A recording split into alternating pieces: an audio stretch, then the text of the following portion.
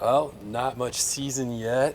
First practice was today, so just kind of looking forward to getting back into the routine of things. The next few weeks, we have our first meet not till September 1st at Iowa, so just excited for the year ahead.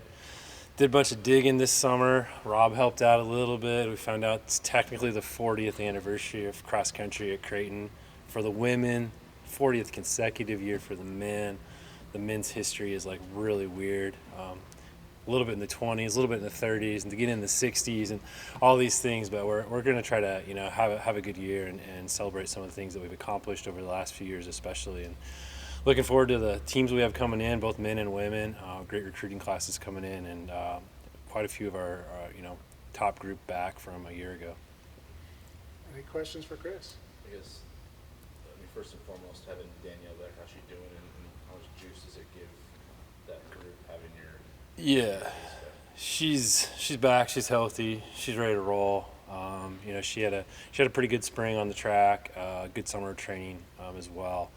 Yeah, huge having her back. I mean, she's one of 4 people in school history to be all Big East and cross country, so having her back is big time. We did lose Caroline Rupert for the season. She's on a mission trip, so she'll be gone for the year. But the 3 freshman girls we have coming in are all 3 just phenomenal. So, for one of those people to slide in and contribute right away, definitely could see that happening on the women's side. Yeah, basically having roughly 2 weeks or so before your first meet, what's kind of that steady growth to get ready for the meet? Get ready for Iowa would be, I don't know that we're really getting ready for Iowa, to be honest. We had that conversation this morning, especially on the guys' side, what their goals are this year. We didn't lose a single guy in our top 10 last year, plus the fastest guys recruiting class in school history coming in.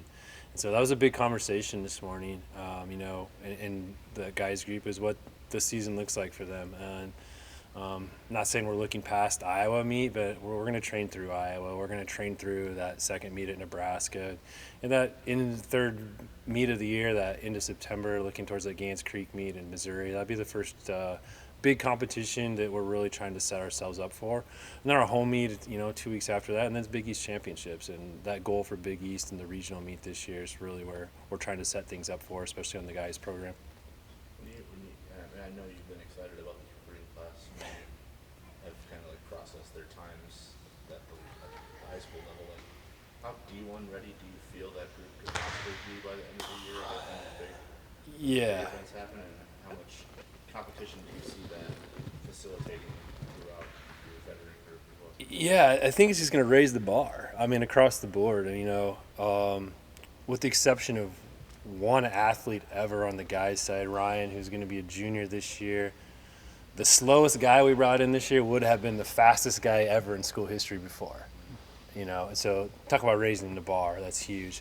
On the ladies' side, almost the exact same thing, with the exception of Danielle. The 3 freshman girls we brought in this year are as fast as Danielle was in high school.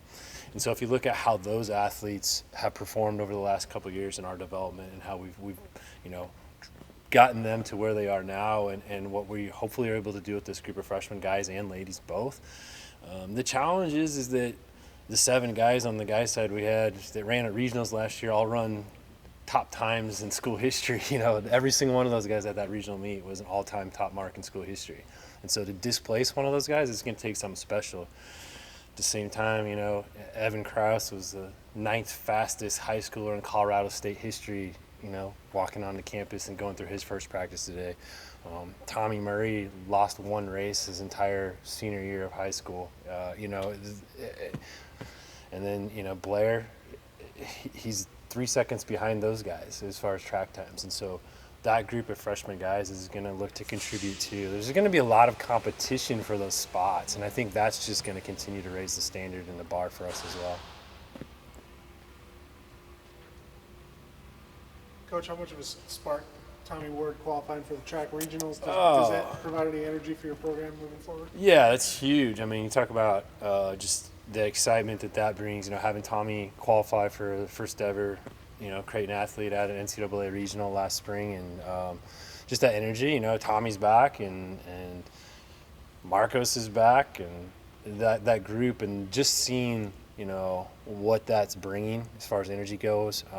We also just filed our paperwork and got approval that we'll be competing at Big East Outdoor Track Championships this next spring. And so just that idea and those concepts for us to continue to grow the program and raise the standard has been huge. And getting to share that with the kids yesterday in our first team meeting that we'll be at Big East Track Championships this year. That's exciting. That's something we've all worked for, they've all wanted, and we've pushed for.